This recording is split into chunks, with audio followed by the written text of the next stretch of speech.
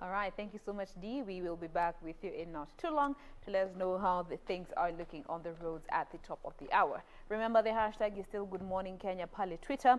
We welcome you to use it. Let us know where you are watching us from. You can feel free to share with us your thoughts in regards to the discussions that we are about to embark on using the hashtag Good Morning Kenya. Remember to tag our official station handle at KBC Channel 1 News. My handle is the Jane Wamboy across all social media platforms, and also on Facebook, our page is KBC Channel 1 TV. So right now we want to get into our first discussion for the day. This is on our Family Check segment, and today we're going to be having a conversation around invisible disabilities, and more specifically looking at the deaf in the population. Now, when it comes to communication with the deaf and those with hearing impairment, one may never really understand the challenge until you are in that situation. And that is when you come to realize, you know, how communication has been a big barrier when it comes to just a passing of information that revolves around development and issues to do with policies between the hearing and the deaf. But how then can we bridge this gap and just make sure that no one is left behind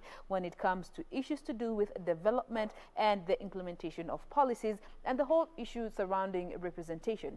That is a conversation that we want to have right now. And to help us with this discussion, we have in studio with us this morning Ann Gloria, who is the founder of a Deaf Outreach Program, abbreviated or better known as Deaf Op. Karibu sana, Ann.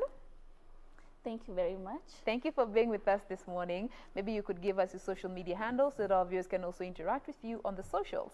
Our website is www.deafopkenya.org, our Facebook at Deaf Outreach, Twitter Deaf Outreach, and you can also download our app on Play Store, SRHL Sign Language, or you still can search under the name Deaf Op. All right, so just if you might not remember those handles, just look for Deaf Op. You will be able to get them on all the various social platforms that they are on. Now, we'll also be joined by a sign language interpreter, that is Oscar Mwangi, who will be joining us in a bit. But before we get to that, let's get to understand what Deaf Op is all about. So, Deaf Op, it is a non-governmental organization, yes? Yes, sure. Maybe you could take us a bit towards the background towards, you know, establishing this organization and how long it has been in operation. Deaf Outreach Program, as you just said rightly, it's a non-governmental organization. We got registered in 2011 and began our operation in 2013. That means we have roughly been operating for 7 years. Our main mission has been to mainstream, just as you said earlier, how do we include deaf persons, yes, you know, in development. It has been to mainstream deaf and disability issues in development. Yes. Yes. Now, when you were bringing up this company, what are some of the biggest challenges that you were addressing at that time, looking at 2011 and over the years that it has been in operation, up to 2020, looking at those challenges? What was the main problem in 2011? At that particular time, the main challenge was non-representation in the media platforms. So we were asking ourselves, despite everything happening and the growth in the media, there was no, at that particular time, there was no representation, yes, of deaf persons in the media. We didn't have a sign language interpreter caption what we currently have. So when we were getting into the space, we were asking ourselves, how can we push, how can we advocate for more inclusion of deaf persons in this platform? However, over the years, we have evolved. Right now, we are very grateful for the new policies and the new constitution that has been there. Yes. And as you can see right now, as you're doing this, media representation we is have a sign not a language problem. interpreter, which I'm really grateful Yeah. about that. So we have evolved over the years. So what we are currently doing as an organization, we lobby and work with county government in development of policies that are inclusive. We also work with private institutions to better their policies to be more inclusive to deaf persons. For example, we worked with Embu County in coming up with public participation, but our particular interest was to have deaf person included in the whole process, from the board representation to actual participation within public participation space. Yes. We are also very key in amplifying deaf issues on online platforms. So we're talking about app development, how can we use this technology space in ensuring that it is inclusive also to people with disability, in this particular case, to deaf persons. We are also key, as I said, in the media, though not in the news, we're also very key in developing of content. We are out there developing content that are disability friendly, that are inclusive, specifically in sign language. So we we do a lot of movies, but movies that are not only entertaining, Yes. but they're also educating. Okay. Yes, and Now- also we work with deaf learning institutions. Yes. Now, all this is in a bid to just try and bring down the barriers that are there between the deaf and the hearing. Now, let me just hear from what you have seen over the years, looking at the majority of the population as you interact with the different people in the different projects that you have embarked on. What are some of the biggest misconceptions have you come across when it comes to persons who have hearing impairment? First of all, the thinking that deaf persons, you know, the element of they are disabled. The disability element comes in with the interaction with the barriers, which is communication challenge.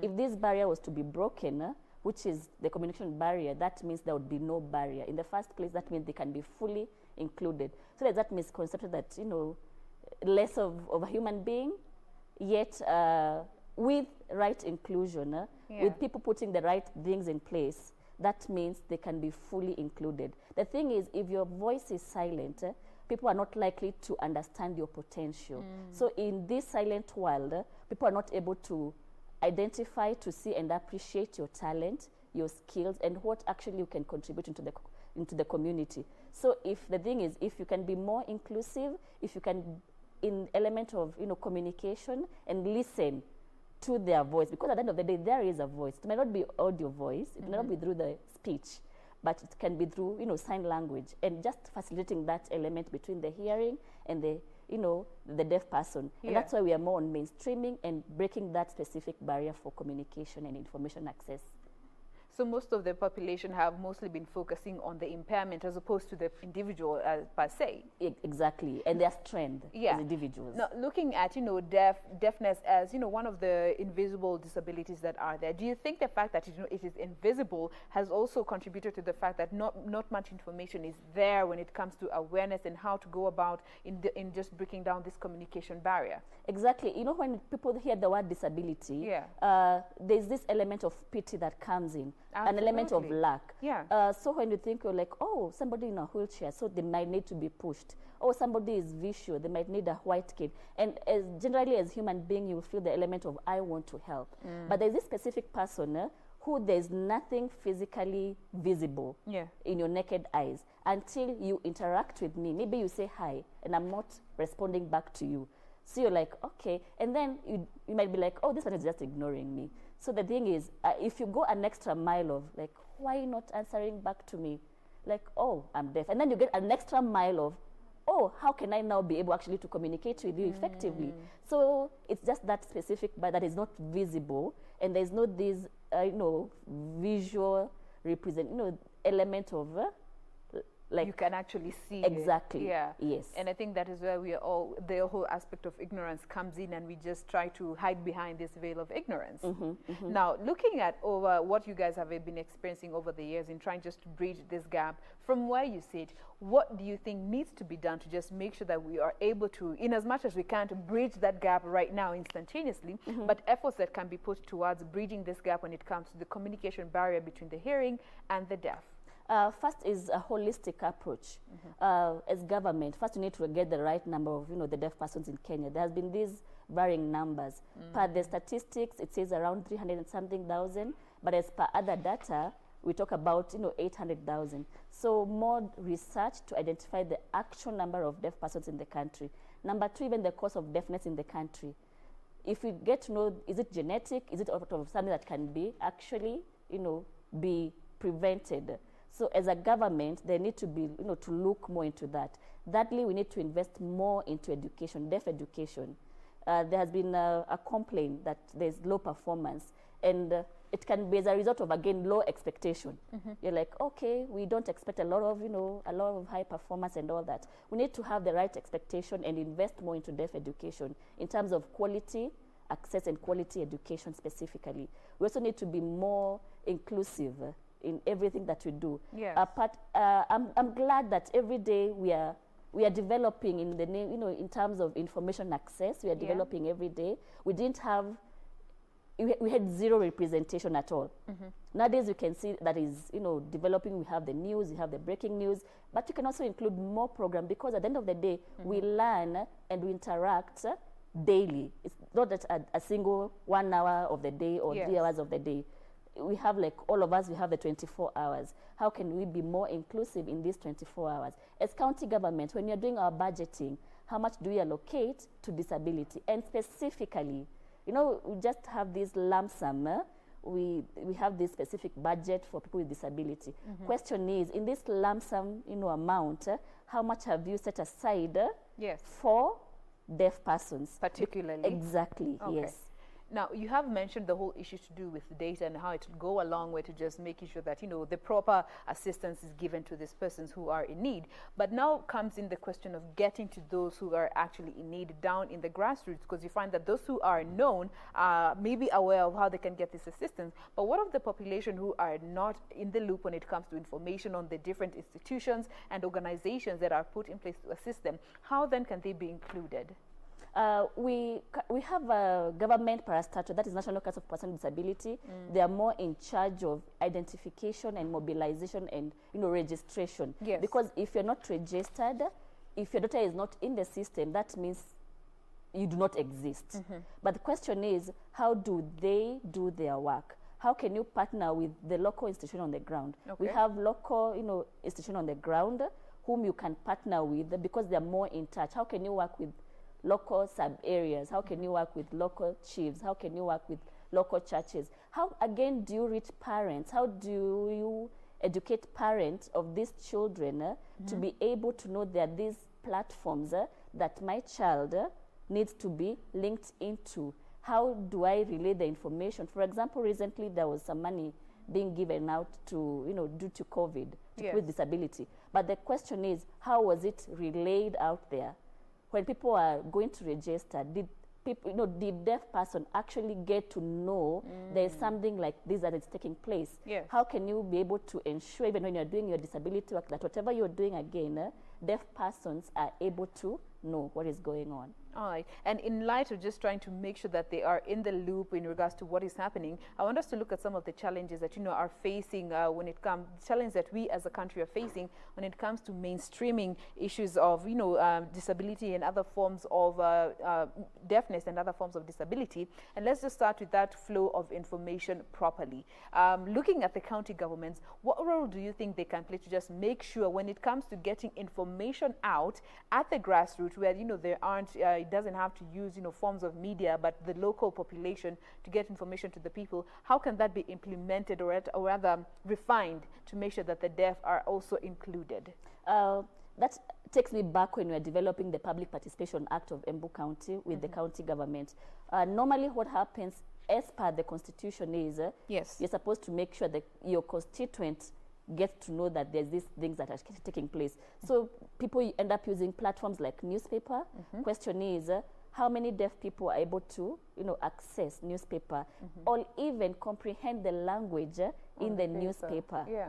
That is one. Again, people use local radios, which, you know, we have a lot of platforms out there in form of radio. But the question is, as deaf persons, that is, you know, audio, that is sound. Yeah. Deaf person cannot really link and get it when you're using radio. And then we have the television. When you're doing the television, you just do an audio advert again. Again, you've discriminated the deaf person. But again, county government have got structures. They have ministries. Maybe some of them, they give them different names. Some of them use, you know, Ministry of Gender within the county. How can this specific Department of Gender in their planning ensure that they're inclusive to deaf person and they're making other institutions and other ministries within the county are mainstreaming whatever they are doing? Because if as a structure, as an institution, let's say in this specific part, let's use gender as a department. So this gender department is supposed to work with other ministries within the county to ensure that whatever they are doing is actually reaching deaf persons. We can use platforms, you know, we have a website. How can you make that specific website accessible? The thing is, when it comes to mainstreaming, it's going the extra mile and wanting to include that person who might not necessarily be or might not be the larger population in your work. All right. Now, let's just look at another issue when it comes to the challenges when it comes to mainstreaming deafness and other forms of disability. And let's look at education. And especially now during this COVID time where, so many children, schools have been closed and education has been taken to the online platform. What are some of the problems that have been when it comes to delivery of education to include persons with deafness? And of course, what can be done to just ease this burden? That saddens me. One, how the schools were closed. It was abrupt. Yes. While our children really briefed why the schools are being closed and what they should expect. Yeah. That is one question. Two, now that they're at home and a lot of things are taking place, are they even aware of what is taking place and why it's taking place? Why are people wearing masks and all this? Three, the government is moving towards, online platform, using the platform, the government, training, EduTV. Question is, what is being delivered there? It's again being done by regular teachers using audio. And the few times that they are using an interpreter, it's different to interpret teaching. It's different to interpret and actually deliver into sign language. That's something that parents are really, complaining that you can't really interpret a lesson. You need to teach that lesson that may not necessarily, go hand in hand with interpretation. Can we have it delivered fully in sign language for deaf person? Number three, I think this week the government is rolling out community-based learning, where they're asking teachers within the community to train and to teach like 15, safely 15 students. Question is, those teachers within those community areas, whom are they likely to teach? Is it possible for you to have a class of hearing and deaf person at the same time? That specific teacher themselves, do they know sign language? Are they teachers in a deaf school? So that means deaf children are not able to access even this community-based learning that the government is rolling out this week. Yeah. Number four, we have like a lot of platforms, online platforms and all that. But again, this online platform, our deaf children are not able to access. Number one, do they have these digital infrastructure? Yeah. Do they have the laptops? Do they have the data bundles? Do they even have those phones? Do they even know? The parents, again, we're like telling the parents this time round, it's time that as a parent, you get involved in your, in your child education. Question is, does this parent themselves know sign language? And it's a sad, situation that parents do not know sign language. So again, they cannot even help their children through in revision. And which revision? They didn't even have books to carry even home. So we are having a process from March, likely to go to, January, of no learning. Don't forget, deaf education in Kenya has been lagging behind. Absolutely. Performance has been very poor. Yeah. So now what happens if you get from March to January of no learning? That means you have totally regressed and gone back altogether. That means it might likely to be worse. And something that the government needs to ask itself, the Ministry of Education needs to ask itself. I really don't know, honestly. It's just a whole messy situation. It's a messy situation, it's a sad situation. And looking at how we can just try to help make the situation better, given we are embarking on this community learning program, do you think our teachers need to go through sign language training to just make sure that, especially now that we are having this community-based learning, because you're going to be teaching in the area that you are located, and you might find a deaf pupil there. Do you think all teachers need to have some form of sign language training? Yes, not as all a requirement. Teachers. Yes, actually sign language as a should requirement. Be a language that is taught, even not just by to teachers, but to regular school. Because if sign language was taught to all school, that means you in your delivery of work wherever you are, you'd be able to be inclusive to a deaf person. Yes. If teachers, now you're talking about teachers, if all teachers were taught sign language, that means they would be able to deliver into deaf children. Yes. But at the same time, let's be realistic. We say no that there's this challenge and teachers need to learn sign language. The duration of learning, understanding, it's not something that you just learn within a week or within a day and then you go and deliver. So really the practicality of it, it's a little bit challenging. and needs to be looked at. But yes, I wish that we know that we're seeing this big challenge. It's time that we need to reconsider. The government, the Minister of Education, need to reconsider. Do we introduce sign language into the curriculum regular school? Because don't forget, sign language is a language that is within the Constitution. Yeah. It's our third language as a country. We have English, Kiswahili, and sign language. So can we think of now having sign language as one of the course and subject within the normal learning? And it will help bring down this communication barrier straight from schools, so that by the time the young pupils are getting out there, they already know how to communicate regardless of, whether you are deaf or hearing. All right. Now let's look at issues to do with political goodwill.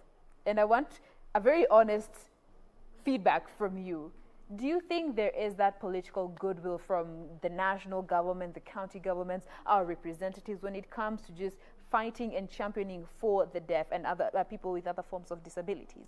That's a very tricky question that I may not really answer yes or no.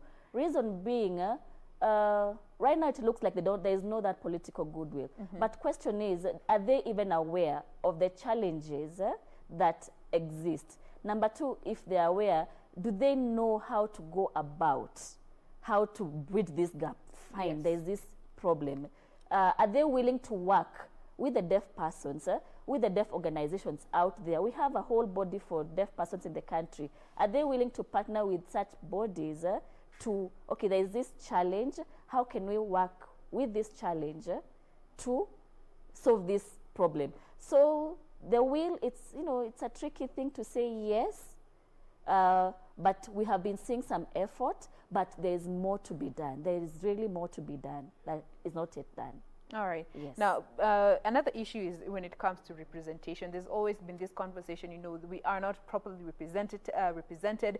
Women have been at the forefront saying, you cannot have a man represent the needs of women. Now, bringing the situation to persons with hearing impairment. Do you feel representation is adequate to just get the issues out there and get the necessary assistance that will be relevant to the problems on ground? A big no. A big no. If you look at the representation out there, the thing is that we have been doing wrong. It's taking disability as a disability. But don't forget, using a blanket cover? Just a bracket thing like disability. So even now within the disability, you find there are some categories of disability that again are being excluded. We talk about nominated MCAs. There has to be a woman, there has to be a youth, and there has to be a person with disability. Do we have any out there who is deaf? No. We talk about national bodies for disability. Do we have, a number that you can really say this is a very good number that are people, that are deaf persons? We don't have. So the representation is a big no, but it's because we take disability as a bracket. Forgetting we have categories of different disability within that big bracket. And we need again to work and including even the minority of that disability. Because I think from the data that was released by, during census, I think deaf was the third category. So you find other, like physical disability, carrying a bigger number, followed by visual disability. And again, so we're still lagging behind. Deaf is still lagging behind representation. There's a lot more needs to be done. A lot more needs to be done. Now, coming to the general population and looking at us as a people, the African people, we are very cultural, yeah? And you find we tend to associate, forms of disability with some cultural disposition. Has that been a problem in your fight to just bring more attention to persons with deafness? Yes, but it has been improving with time. We are coming from an era where people used to link disability with witchcraft. Imagine. With curses. So people used to hide and didn't know really what to do. And that was really used to stigmatize. So we have the generation of deaf persons who have really gone through a very challenging time of, like you're this unwanted, a curse and all that. But now we are coming again to an era of people are really getting to understand causes of disability within a country. People are really getting to know there are actually platform out there that, that are friendly to people with disability. We have schools. Before we didn't have a lot of schools. When as a parent, when you get a child, you know, who is deaf, you really know where to start. You didn't know where to take the child to school to. They wouldn't fit in the normal regular school. But with time, things are improving. The cultural element, you know, the whole belief that, you know, it's witchcraft, it's curses, it's improving. But we still have some communities in the country who are still struggling with this issue. All right. Now, before we get to move on to a different aspect, I want us to look at one final issue, and this is in regards to policies that are in place. You had mentioned this earlier, but, you know, when it comes to the implementation bit of policies that are pro-disability and especially invisible disabilities, how are we doing? As a country, we have very good written policies. Yeah? Extremely good written policies. Pretty on paper. Pretty on paper. Question is the implementation bit of it. And as much as you want to do more policies, more policies out there, let's first also work on implementing what is existing. Let's work on what is existing. And if that existing becomes a reality, it will really be a good reality. Yes. All right. Now, remember, we are talking about, you know, challenges that are facing persons who are living with invisible disabilities, and more specifically, the deaf in our community, just trying to see how we can best address these issues. We are talking about challenges that are facing our brethren, especially those who are suffering from invisible disabilities, what is being done, and more particularly, our deaf in the society, to just make sure that they are included and, you know, they are not left out in the fight against issues to do with development here in the country, and also involving them in policy making. And we stopped this conversation at the whole issue of representation. And with us in studio this morning, we still have Ann Gloria, who is the founder of Deaf Outreach Program, better known as DeafUp. Now, getting back to this conversation, Gloria, and I just want to hear from you in regards to even this activity that is going on right now via Zoom, looking at these policies that are being put in place and, you know, the way forward, restrictions and protocols. What do you feel needs to be included to just make sure that even our athletes and our young children in the sporting arena that are deaf are not left behind with these new protocols in this new normal? Just to understand what is really going on, why it's happening, and the importance of why it's taking place. Just don't do things without, no, there's something that said don't, you know, nothing about us without us. Yes. Including deaf persons, athletes in the conversation, and really understanding why you're doing it and how you'll do it. And they should guide on the best way to be included. Yes. Yes. All right. So they need to have a representative straight from such events. And inform the process. In real time. And inform the process. All right. Yes. Now, I want us to just move the conversation and look at particularly our children and the teenagers, especially during this COVID-19 time that we are in. We have been seeing a surge in the number of sexual violence cases being reported, and particularly coming to our deaf in the community. When it comes to sexual and reproductive health and rights, how are we faring from what we have seen so far? The situation on ground, before we get to address the problem, how is the situation on ground? One thing that we're really passionate about as an organization is issues to do with sexual reproductive health and rights for deaf persons, mostly the deaf girls and deaf women. And this particular time, and we are seeing all this data and all this discussion in our media platform every day. And what we're asking ourselves as an organization is, in all this discussion, talking about very high number of teenage pregnancies. Question is, how many of those teenage pregnancies are actually deaf girls? Yeah. Because they are more vulnerable to sexual abuse. The fact that I'm not able to report, I don't even know how to report. If I'm raped, I'm not able to scream, or even say what has happened to me. I don't even know the process of what I should do if this thing happened to me. My parents themselves are not able to communicate. So as a deaf girl, if I'm living in an abusive environment, in an abusive community, I'm more vulnerable to sexual abuse. Yes. And that's why we are very, very key in putting out information out there, both right information. We have an app that has a lot of information from menstrual health, gender-based violence, rape, how to protect yourself from unwanted pregnancy and all that. And we also use films that are also child-friendly that can also guide this information on how to do, because we have realized that our deaf girls are more vulnerable to sexual abuse than actually non-deaf children. And that is the data that you have come across, you have gathered. Yes. You can even look in the deaf schools. We have a lot of children who have been raped who have reported having been raped, who actually do have children, but we are glad again they go back to school. But question is, why should a child, in primary school, why should a child in secondary school be having a child? And has this pandemic made it worse? Sorry? It has made it worse, yeah. Because right now, I'm at home. Let's just see the scenario, a practical scenario. I'm at home. In this home, I have maybe abusive relatives around me, and I'm like a prey to these people. And they know if they rape me, I'll not be able to report. We have a film called Silent Cry that we were showing and working with deaf schools, just showing a scenario of like a child getting raped by an uncle. And she was trying to tell the mother what has happened. And the mother couldn't even comprehend because the mother again doesn't know sign language. And it was like a true representation because we did it out from a real story. It was like acting a real story that happened to one of our deaf child in the school. The thing is, I'm not able to report. I don't know the process of reporting. My mother doesn't know sign language. And I might even be living with these abusive people around me. And I look like a prey because to them, I will not be able to say. I will not be able to shout. It's silent. What happens?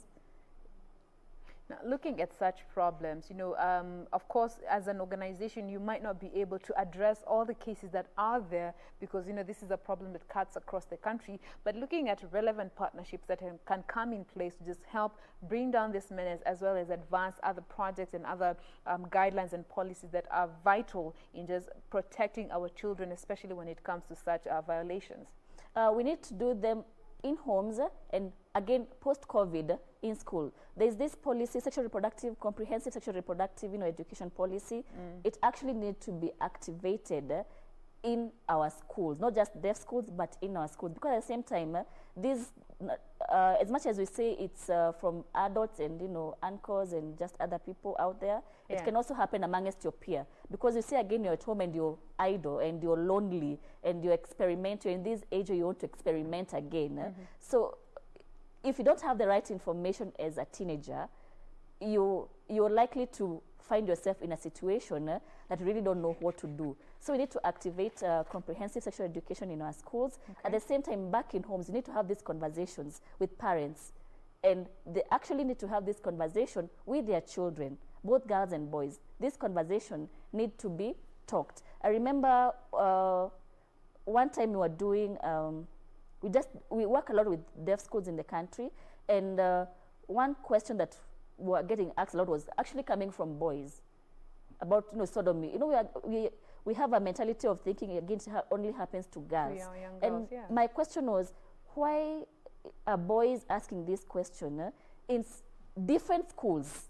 It just can't come from from nowhere.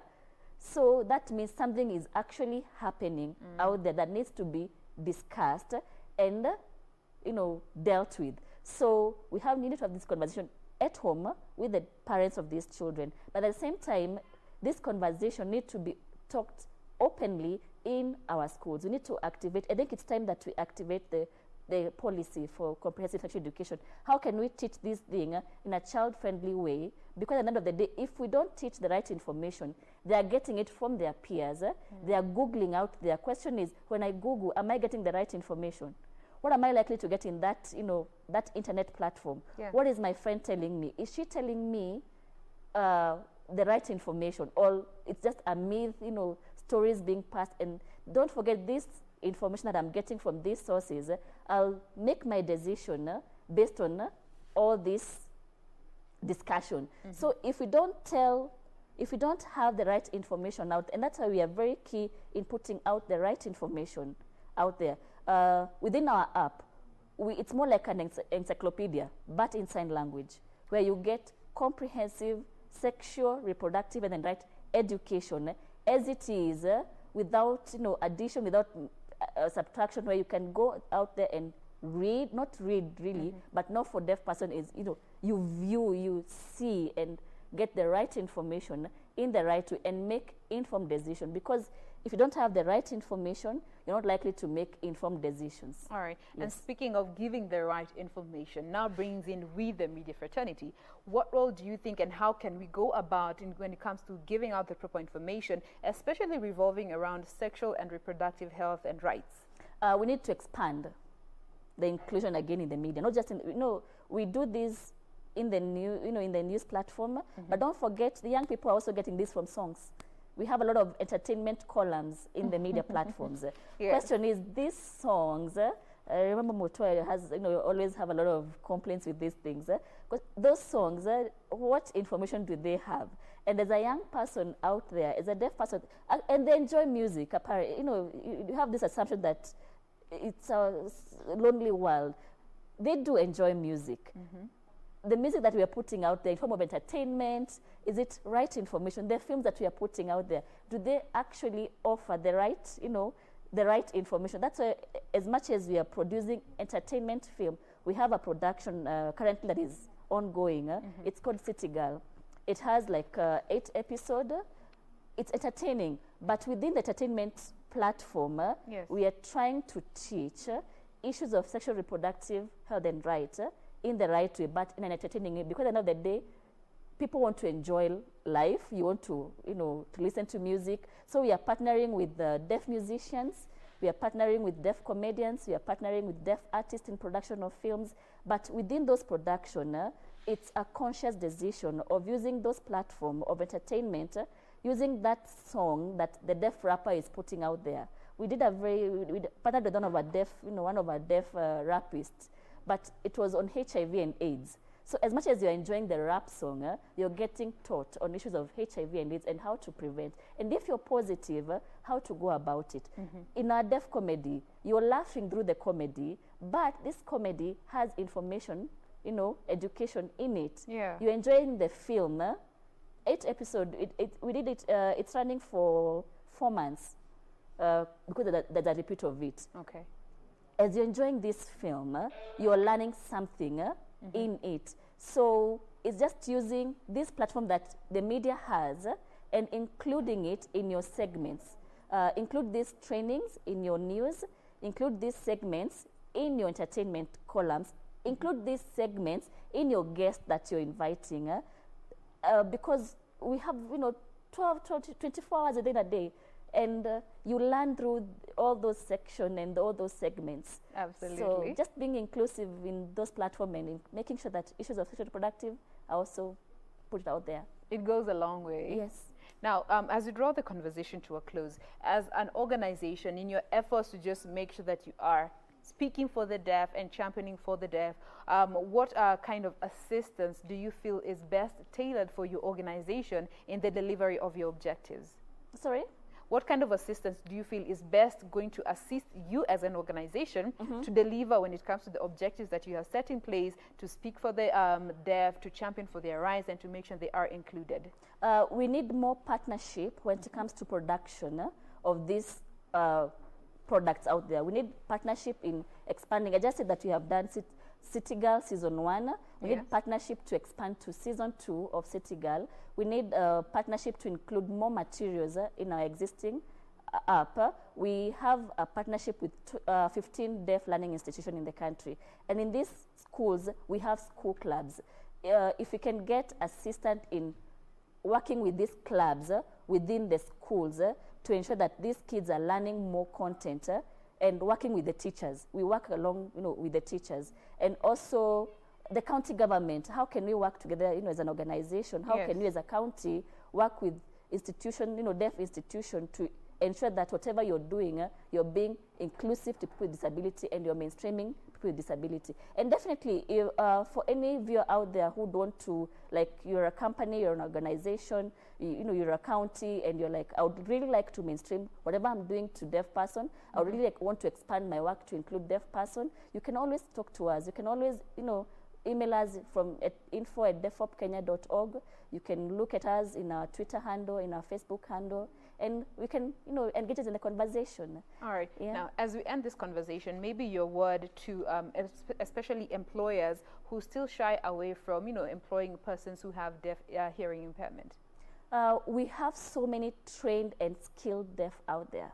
You'd be shocked.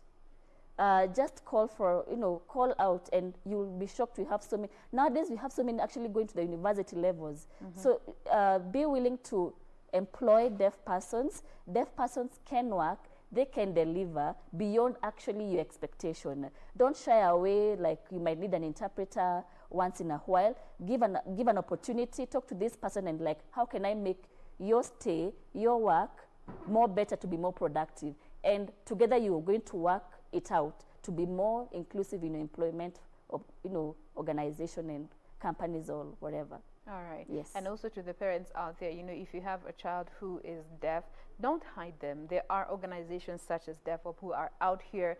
Just make sure that your child lives their life to the fullest without fearing, without feeling discriminated on just being a child and growing up in a healthy environment. We have been speaking with Ann Gloria, who is the founder of Deaf Outreach Program, better known as Deaf Up, an NGO organization that is all about championing for the rights of deaf and other forms of disability. Thank you so much, Gloria, for being with us. We appreciate you this morning. Thank you too. Thank you too. All right. Now,